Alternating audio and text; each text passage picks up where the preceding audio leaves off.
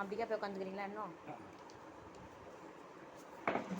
அண்ணா உட்காருங்க.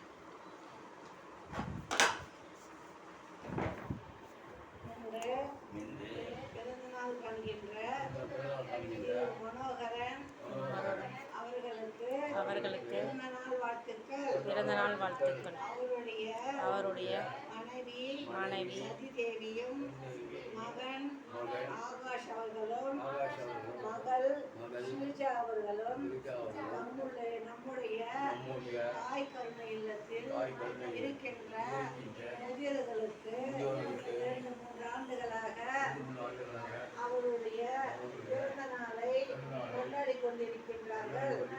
நாமும் அவருடைய பிறந்த தினமான இன்று மதிய உணவாக அவருக்கு வேண்டிய உணவுகளை செய்து படைத்து நாமும் இங்கு உண்கின்றோம்.